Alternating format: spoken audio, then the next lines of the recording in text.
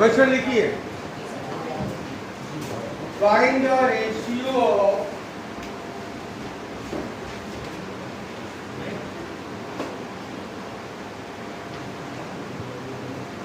potential difference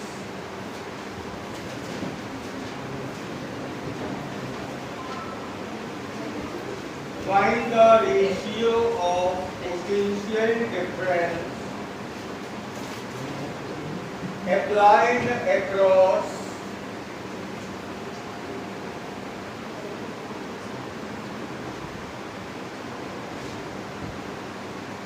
parallel and series combination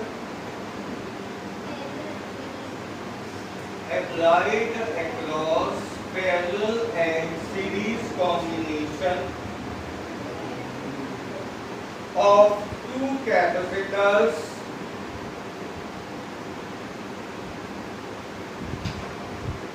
having capacitance C1 and C2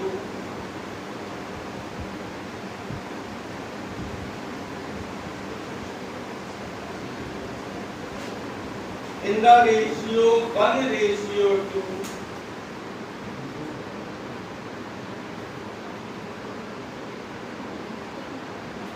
so that energy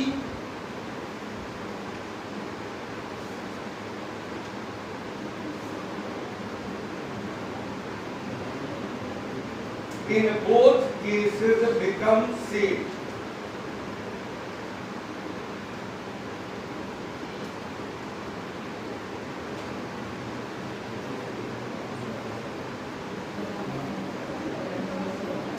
आराम से question को read कीजिए।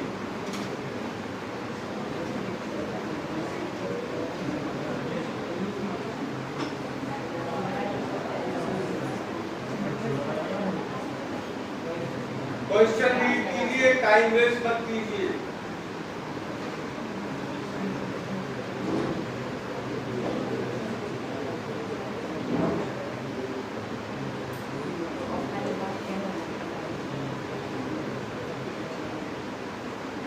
कौन सा कॉम्बिनेशन है पहले? कितने कैपेसिटर हैं? C1 और C2। पैरेलल कॉम्बिनेशन में क्या सेम होता है? चार्ज के वोल्टेज, ठीक है।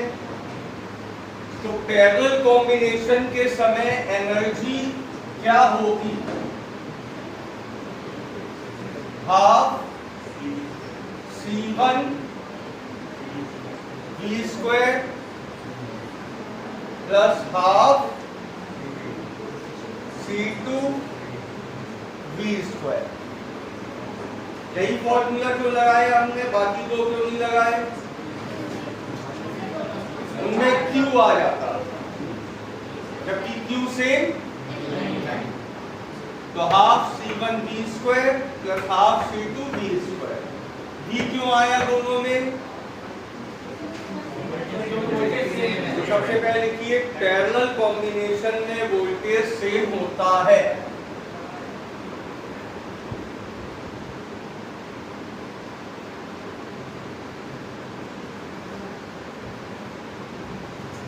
पैरेलल कॉम्बिनेशन में वोल्टेज सेम होता है।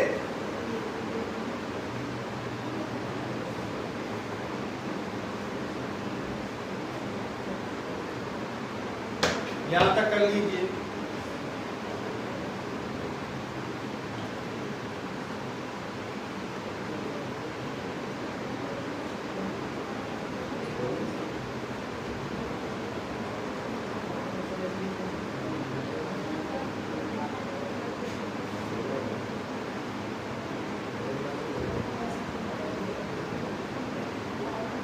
कर लिया यहां तक। अब आपको क्या गिवन है? रेशियो। क्या गिवन है? रेशियो। कब रेशियो गिवन है? जब सीरीज फॉर्म है कि पैरेलल फॉर्म है कि जनरल रेशियो गिवन है? तो लिखिए बगल में C1/C2 इक्वल कितना? तो C2 is twice of C1, याद रख लीजिए।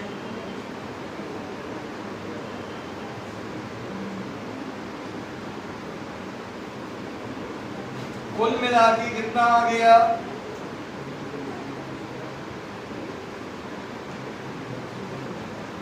यही आएगा। कौन से कॉम्बिनेशन की बात खत्म हो गई? पेयर। अब हम आते हैं इस पे सीरीज पे। क्या सीरीज में वोल्टेज सेम होता है? जरा डायग्राम से समझिएगा।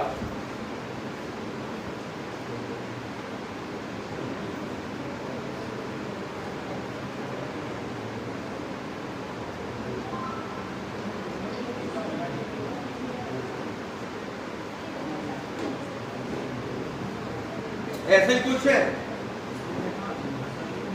ऐसा ही है। इस पूरे सर्किट का C क्या होगा?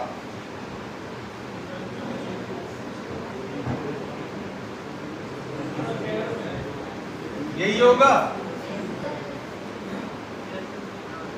इस पूरे कॉम्बिनेशन का C ये होगा। V क्या है? V dash. तो एनर्जी क्या आएगी?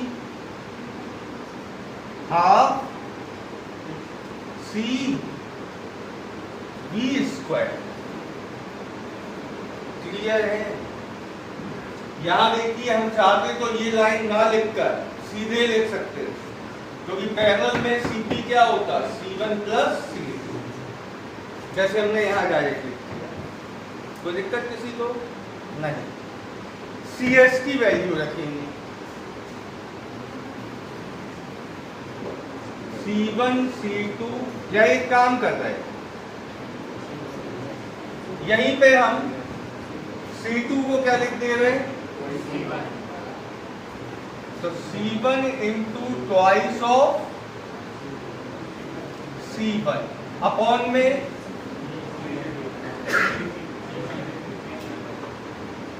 यही आएगा। कितना आएगा कुल मिला के? 2/3 C1 यहां रखते हैं। तो हाफ इंटू 2/3 C1 इंटू में V डैश का स्क्वायर। कोई प्रॉब्लम? कितना कर लीजिए।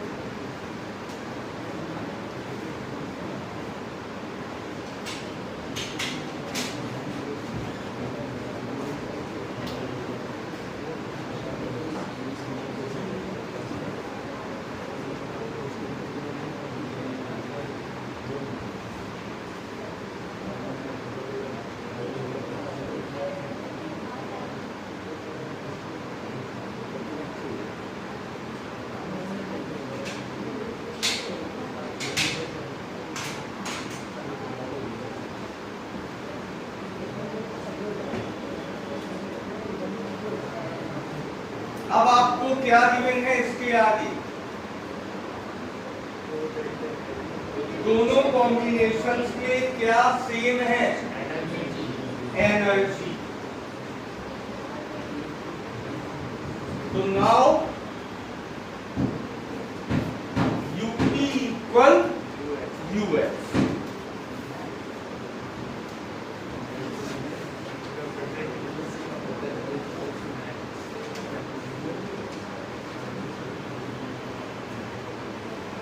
ये हमें गिवन है। यूपी की जगह कितना लिखेंगे? बोलो। 2/3 3/2 ठीक। और यूएस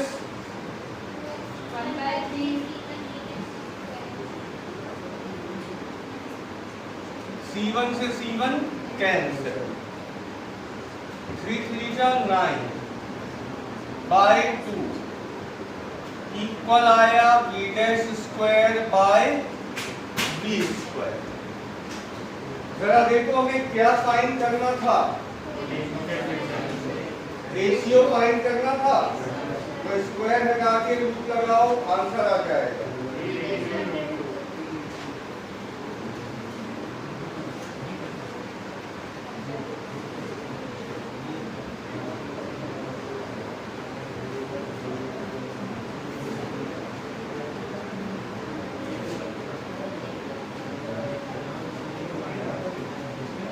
ठीक है, आंसर क्या आ गया? 3/√2। Okay,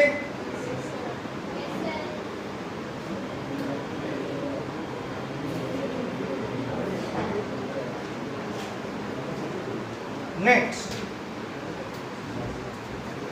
in the given figure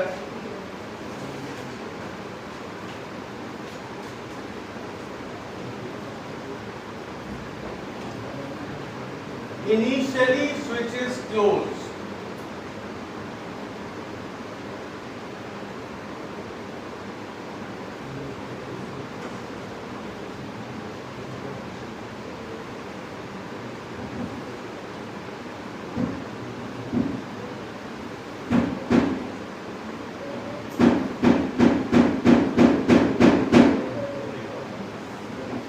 In the given figure, initially switch is closed. Now switch is open.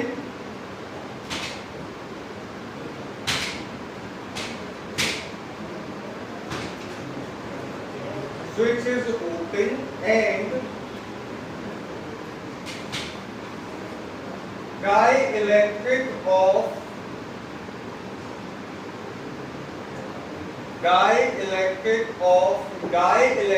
constant K.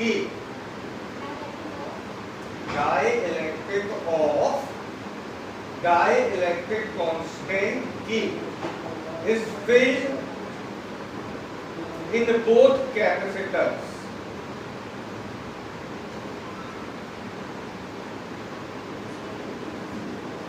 Find the ratio of total energy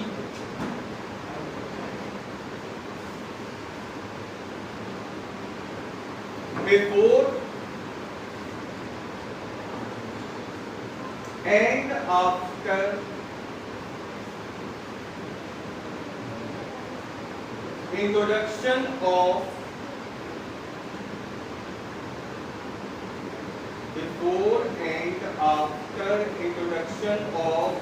dielectric.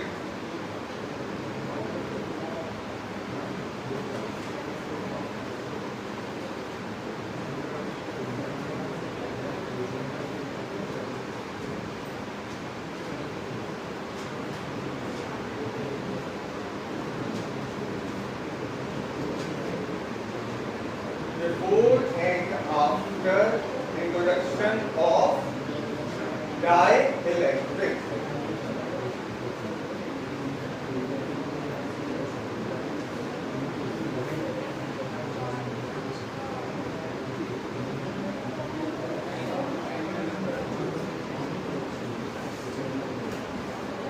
इसमें थोड़ा सा करेक्शन है, यहाँ ए और बी नहीं है, सी है।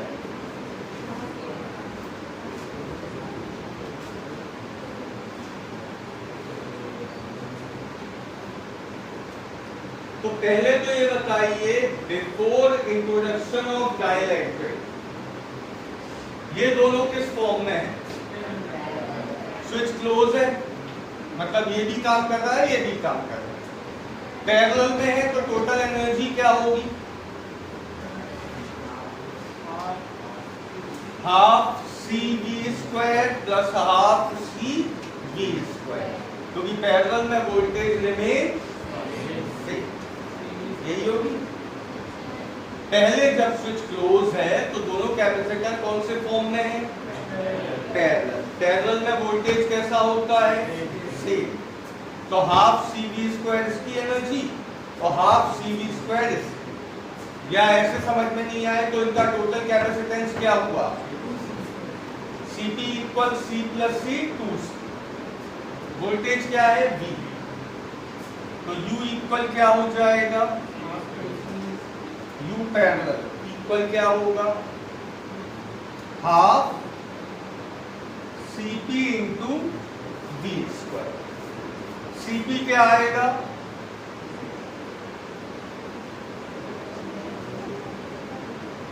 ठीक है, कितना बन जाएगा,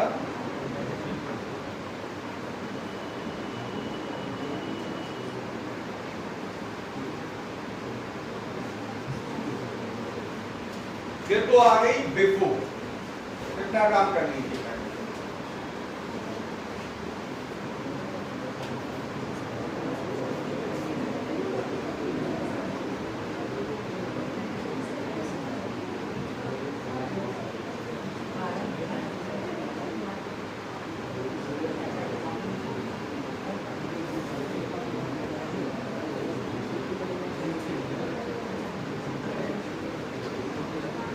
अब मुझे एक एक करके बताओ,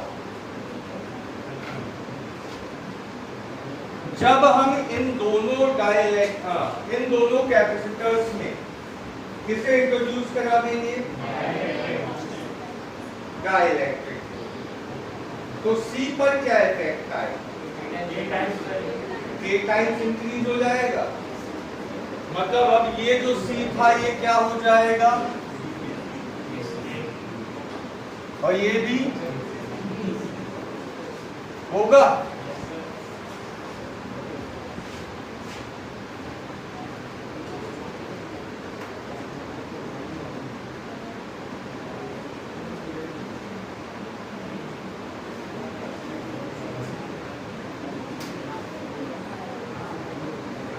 थोड़ा सा बेटा करेक्शन है क्वेश्चन में, आपने जो लिखा नाउ स्विच इज ओपन, उसकी जगह लगो now switch remain close, open नहीं किया, switch remain close.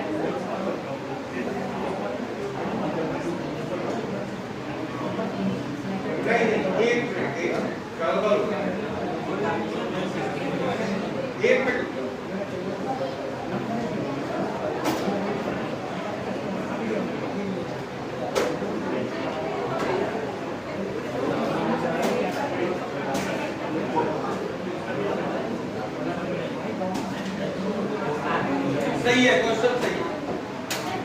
Now switches open नहीं है। देखिए क्यों ये क्वेश्चन इंपॉर्टेंट हो गया, समझिए। नाउ स्विचेस ओपन, देखिए यहां इस स्विच को हमने क्या किया, ओपन कर, ठीक। यहां डाइलेक्ट्रिक इंट्रोड्यूस कराया, यहां डाइलेक्ट्रिक इंट्रोड्यूस कराया, दोनों की कैपेसिटी कितने टाइम्स हो गई, कोई दिक्कत नहीं। बात करें वोल्टेज, ये बताइए इस कैपेसिटर पर वोल्टेज कितना है, क्योंकि अब यही तो कनेक्ट है केवल, इसका वोल्टेज तो भी रहेगा। और यहां वोल्टेज क्या होगा, जब हम बैटरी हटा देते हैं, पहले तो ये चार्ज हो रहा था, अब हमने बैटरी हटा दी, बैटरी को हटा देने पे वोल्टेज पे क्या इफेक्ट आता है, याद करो, चार्ज सेम रहता है। पहले भी मैंने आपको यही सिखाया कि जब आप कनेक्शन हटा दोगे तो कैपेसिटर जितना चार्ज हो चुका होगा अब वो उतना ही चार्ज रखेगा, सिखाया है। तो बैटरी को जब आपने हटा दिया या डिस्कनेक्ट कर दिया इस कैपेसिटर को, तो इस पे क्या चीज सेम रहेगी, चार्ज। वोल्टेज तो सेम नहीं रहेगा, यानी कि इसका वोल्टेज अब चेंज हुआ। जब आपने यहां से स्विच ऑफ कर दिया, ओपन कर दिया, तो अब इसका वोल्टेज सप्लाई कैश में आएगी? नहीं आएगी। बट आपने क्या इंट्रोड्यूस कराया? जब हम डाइलेक्ट्रिक को इंट्रोड्यूस कराते हैं तो वोल्टेज में चेंज आता है। किसमें चेंज नहीं आता है? केवल चार्ज। ठीक, तो मेरी बात को ध्यान से पहले समझना। फाइनल यू जो आप निकालोगे उसमें इसकी एनर्जी होगी हाफ सी बी स्क्वायर, यही होगी, बताइए। और इसकी एनर्जी क्या होगी? हाफ सी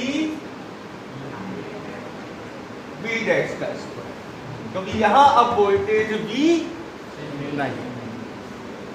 जब आप, अगर मैं इसे ए नाम दूं और इसे बी, तो जब आप स्विच को ओपन करोगे तो किसका कनेक्शन खत्म हो जाएगा? बी का।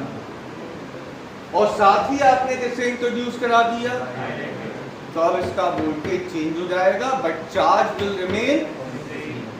ठीक, बात समझ में आई मैंने जो बोला? तो यहां वोल्टेज अब चेंज हो गया। कितना हो गया है ये अभी हम पता करा।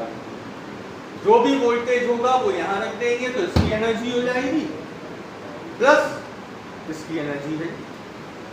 टोटल एनर्जी जो आएगी उनका हमें क्या निकालना है? क्वेश्चन क्लियर है? एक बात फिर समझ लीजिए, पहले ये स्विच बंद है तो ए और बी दोनों रोल में, टोटल एनर्जी ये आ गई, सिंपल। अगर हम केवल स्विच हटाते, डाइलेक्ट्रिक इंट्रोड्यूस नहीं कराते, तो इसका कोई रोल नहीं था। फिर रोल केवल किसका रहता? बट हमने यहाँ क्या इंट्रोड्यूस करा दिया? डाइलेक्ट्रिक। तो अब यहाँ जो वोल्टेज था वो क्या होगा? तो अब इसकी एनर्जी अलग होगी और इसकी एनर्जी, हमसे पूछा है टोटल एनर्जी, तो फर्स्ट ए की एनर्जी प्लस बी की एनर्जी। जब हम निकालेंगे तो हमें किसकी जरूरत पड़ेगी? क्लियर है बात? तो अब हमारा क्वेश्चन किस पे आके रुक गया? कैसे निकलेगा बी डैश?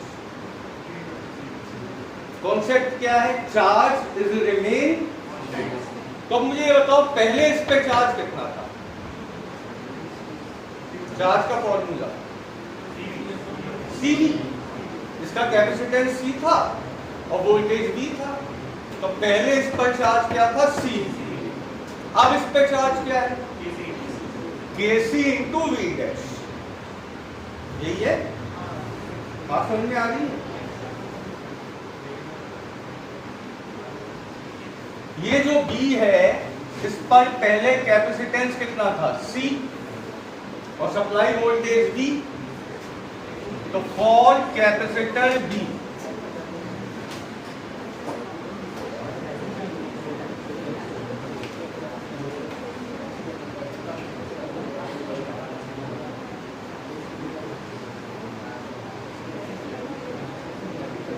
तो समझ में आया? कैपेसिटर बी पर charge remain, initial charge C B, final charge. अब क्लियर? बाद में आपको ये डायग्राम बनाना है। इनिशियल वाला बना दिया था, फाइनल वाला ये बनेगा, तब आप ये लिखेंगे। अब जल्दी से बताइए, B dash is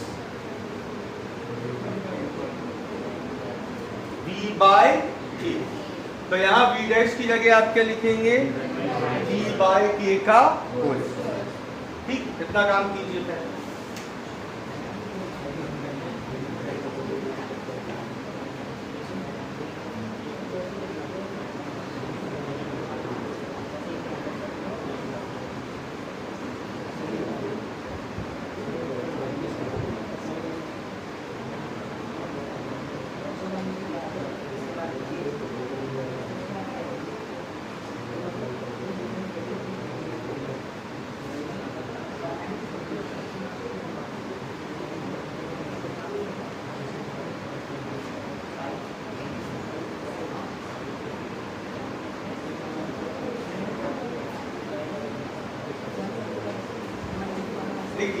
switch off करने पर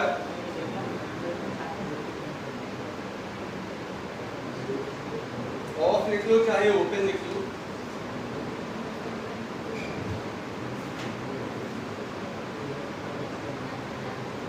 कैपेसिटर D पर चार्ज सेम रहेगा।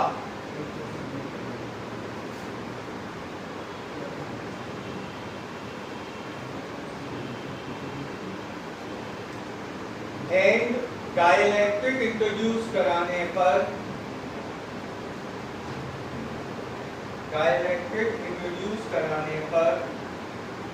वोल्टेज चेंज होकर V डैश हो जाएगा।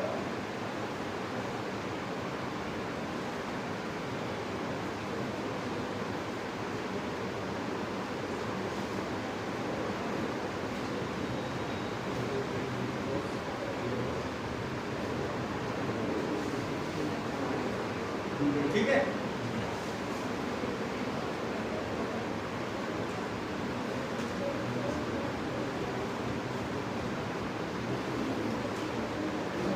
वीडैश निकाल लिया, निकल लीजिए। अब इस वीडैश की वैल्यू यहां रखें,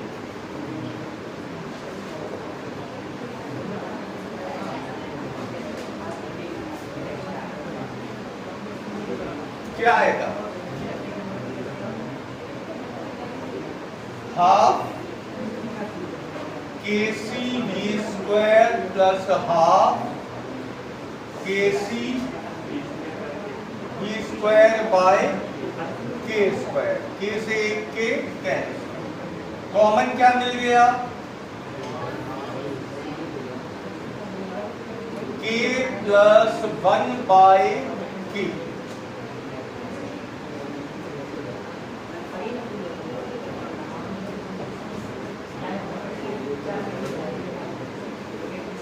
एलसीएम ले लो अगर लेना हो तो।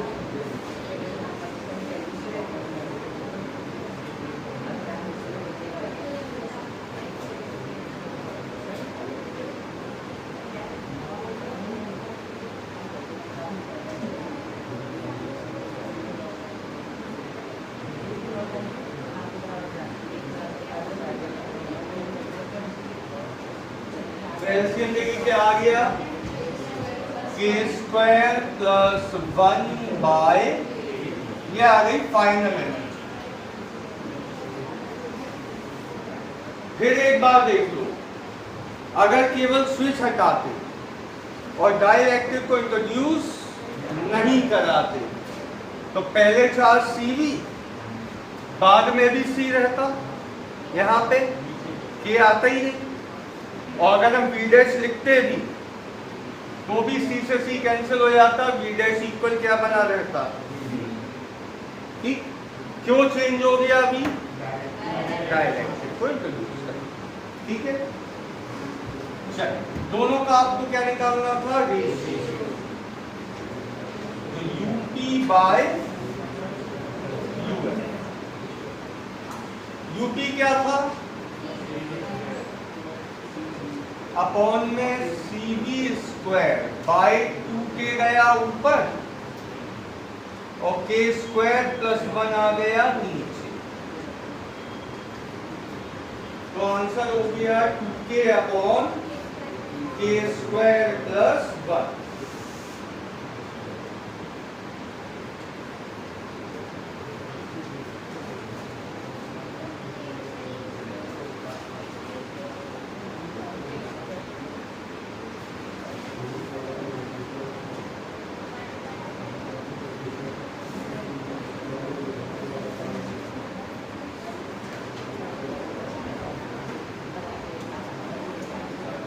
Next question.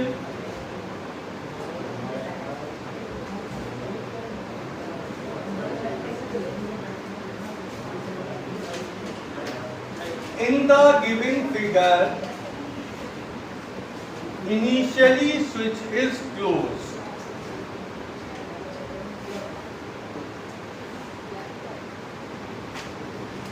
In the given figure, initially switch is closed.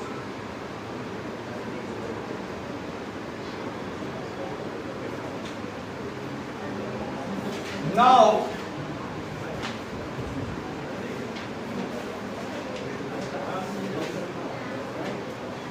switch is open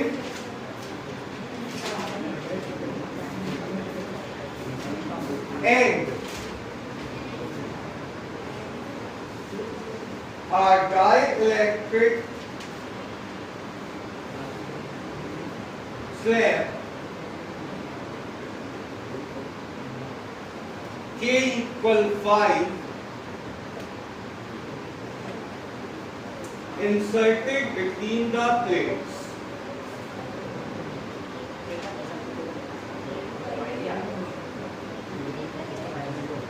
How the charge inserted between the plates, how the charge and the potential difference across the plates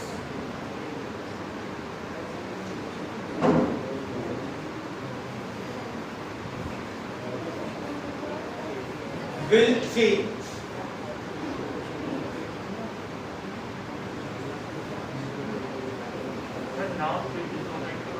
Now the switch is open. Find how the charge and potential difference across the plate will change. Diagram बना लीजिए.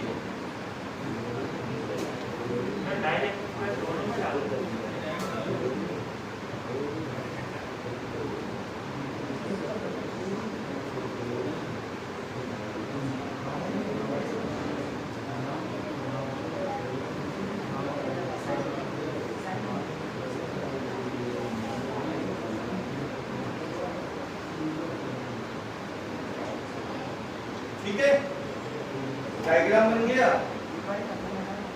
Question आपको देखने में ऐसा लग रहा होगा पिछला क्वेश्चन, लेकिन थोड़ा सा चेंज. आपसे कहा गया how the charge and potential difference across the plates will change. तो पहले आप इसका चार्ज और इसका पोटेंशियल डिफरेंस निकालो, इसका चार्ज और इसका पोटेंशियल डिफरेंस निकालो. कब? जब स्विच क्लोज है. जब स्विच क्लोज है तो यहाँ वोल्टेज कितना होगा? 5. यहाँ भी 5. एक आंसर हो गया. इनिशियल वोल्टेज दोनों पे क्या है? 5. इनिशियल चार्ज दोनों पे क्या होगा? Q equal CV. C है 2, E है 5. 2 into 10 to the power minus 6 into 5. तो 10 into 10 to the power minus 6. यहाँ भी charge 10 into 10 to the power minus. इतना तो क्लियर है. पहले इतना काम कर. Initially when switch is closed,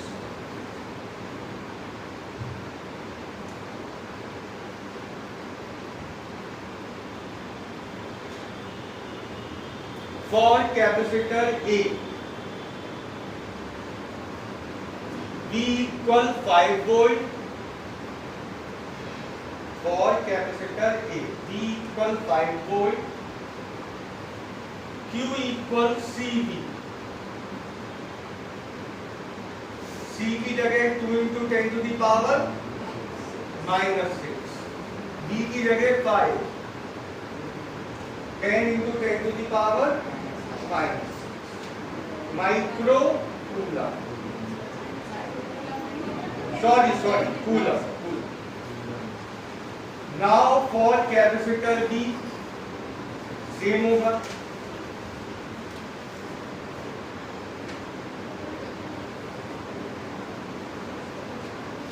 capacitor भी सेम कर लीजिए बिल्कुल काम. ये कहानी कब की थी? क्लोज था. अब हमने स्विच को किया नया डायग्राम. देखिए यहाँ सभी लोग, ये ओपन हो गया. ओपन हुआ तो दोनों की कैपेसिटी कितने टाइम्स इंक्रीज हो गई? K times. K कितना दिया है? 5 की जगह 6 कर दो. एक जैसी क्वांटिटी हो जाएगी, कंफ्यूज करेंगे. 5 की जगह 6 कर दो. तो अब बताओ इसकी कैपेसिटी कितनी हो गई और इसकी भी। तो पहले डायग्राम बनाओ। When switch is open,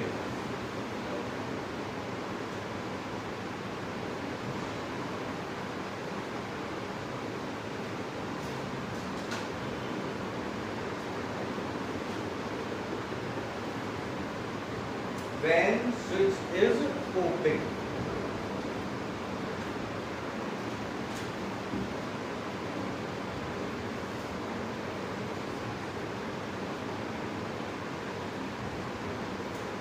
अब बताओ फॉर कैपेसिटर ए लिखना, फॉर कैपेसिटर ए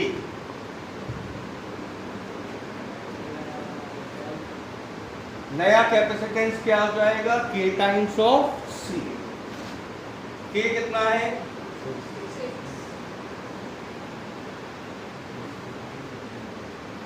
नया कैपेसिटेंस आया 12 माइक्रोफैरेड, मतलब 12 into 10 to the power -6 farad. अब मुझे सोच के बताओ कैपेसिटर ए के लिए वोल्टेज कितना है, 5 ही है, ये तो कनेक्ट है ना अभी। तो V इक्वल, तो Q इक्वल क्या हो जाएगा,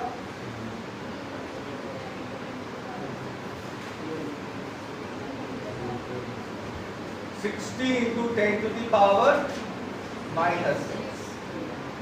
समझ में आया। ये बात किसकी खत्म हो गई, ए पर वोल्टेज आ गया और ए पर चार्ज आ गया। इतना तो क्लियर है। अब बात करो बी। तो बी अब बैटरी से डिस्कनेक्ट हो चुका है, तो इस पर चार्ज सेम रहेगा बट वोल्टेज चेंज हो जाएगा। लिख लो बी बैटरी से डिस्कनेक्ट हो चुका है,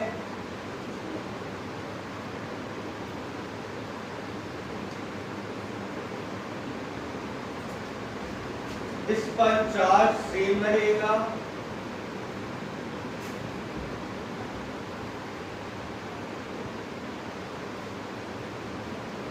बट डाइलेक्ट्रिक की वजह से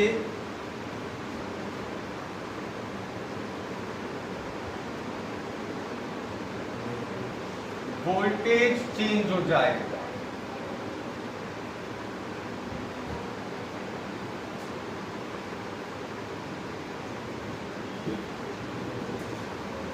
देखो क्या किया मैंने, सही किया। सी तो अभी भी वही आएगा, डाइलेक्ट्रिक इंट्रोड्यूस कराया, कैपेसिटी के टाइम्स इंक्रीज। तो लिख लो for capacitor B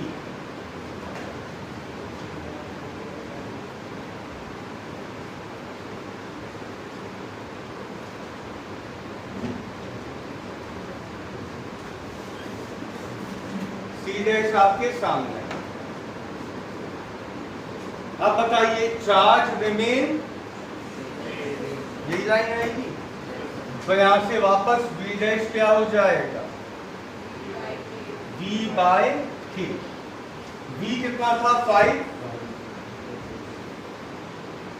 bye K कितना है 6। तो नया वोल्टेज कितना हो गया 5/6 वोल्ट। जबकि चार्ज कैसा रहेगा सेम। ये आप लिखिए आए।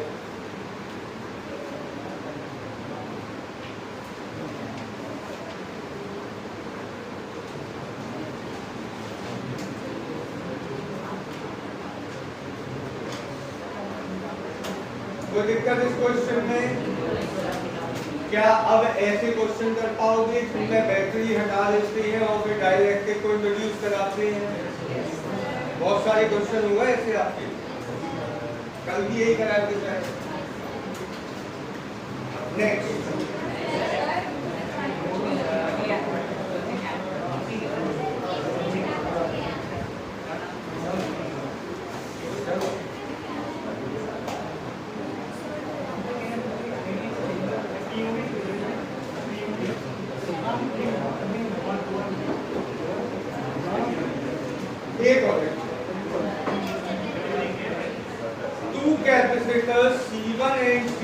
are connected in series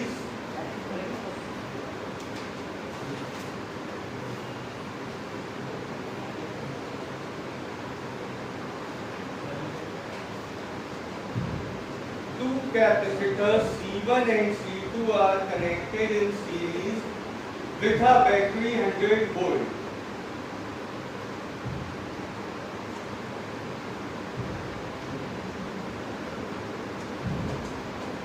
Energy stored on combination is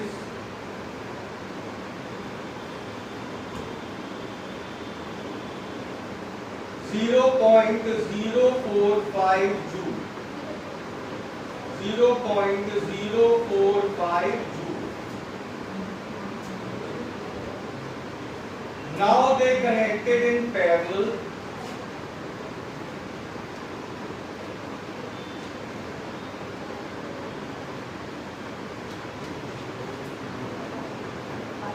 And the energy is 0.25 joule.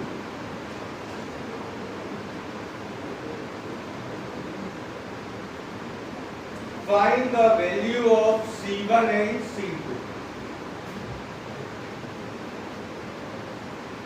अभी कराया था बेटा ऐसा क्वेश्चन सीरीज पैरेलल वाला, बस एक लाइन अलग है बाकी सब सेम है। ये बताओ जल्दी से, दोनों को पैरेलल में लगाया, सीपी क्या होगा? C1 plus C2। तो एनर्जी क्या हो जाएगी? Half CP V square. V कितना दिया? और यूपी 0.25। बेटा पैरेलल में देखो कितना है, पैरेलल 0.05।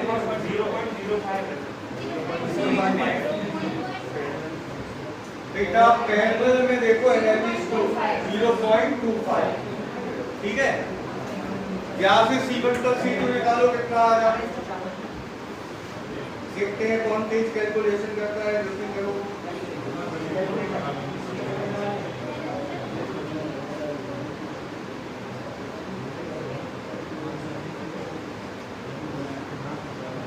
सब नालायक है, अभी तक नहीं कर पाए।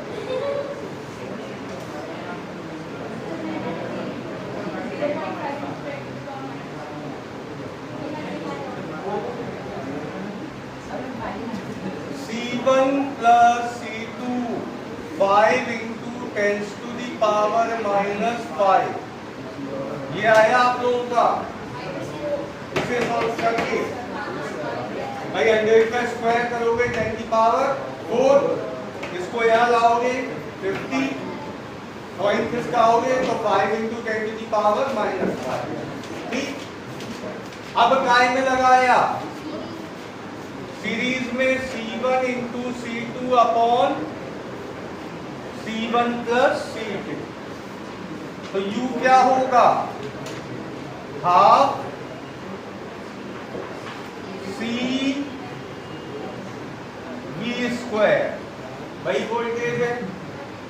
अब बताओ यूएस कितना दिया? हाफ C1 इंटू C2 नहीं पता, C1 प्लस C2 कितना है?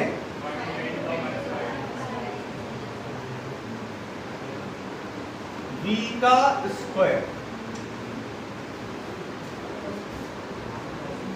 इससे C1 इंटू C2 निकालो,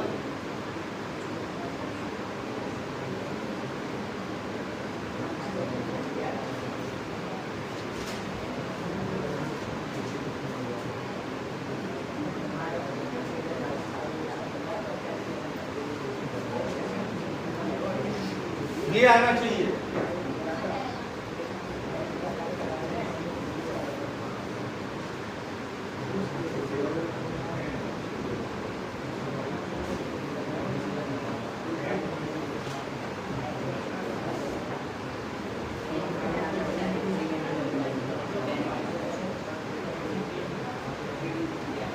अब है है कोई पढ़ा लिखा जो बता पाए कि ये दो इक्वेशन कैसे सॉल्व होंगी?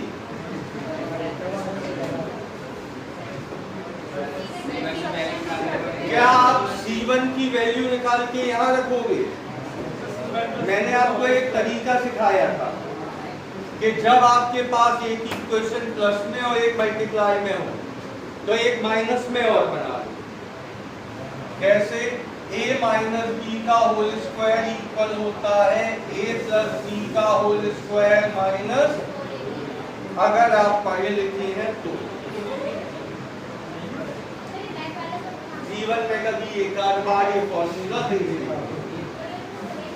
जब भी एक इक्वेशन प्लस में हो या माइनस में और एक इक्वेशन मल्टीप्लाई में हो, अगर माइनस में हो तो यहाँ से प्लस में एक इक्वेशन बन जाएगी, अगर प्लस में है तो यहाँ से माइनस में एक इक्वेशन बन जाएगी।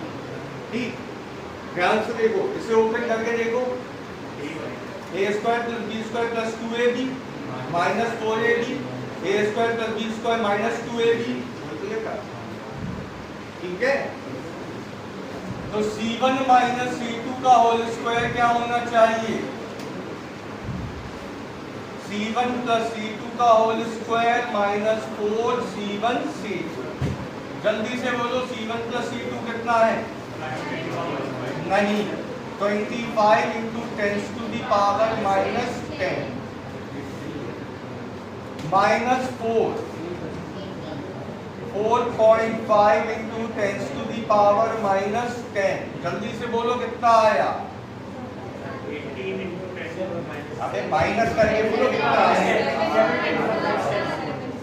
7 इंटू 10 टू दी पावर 7 लगभग में कितने का रूट होगा? 2.5 इस पूरे पे आएगा अंडर रूट, यहाँ से स्क्वायर हटाएंगे तो C1 माइनस C2 आ गया 2.6 into 10 to the power minus 5। Equation number 3। क्या प्रथम और तृतीय इक्वेशन को सॉल्व कर पाओगे? कौन सा मेथड यूज करोगे? एलिमिनेशन। अब क्वेश्चन इजी हो जाएगा। क्लियर? ये क्वेश्चन वो है जो उससे पहले आपको कभी नहीं दिखाई थी। ठीक, इसलिए इनकी प्रैक्टिस अच्छे से कर लो। पुराने तो आप कई बार कर चुके, तो आप रिदम में हो। अब ये नए क्वेश्चन, ठीक है, कल मिलते हैं।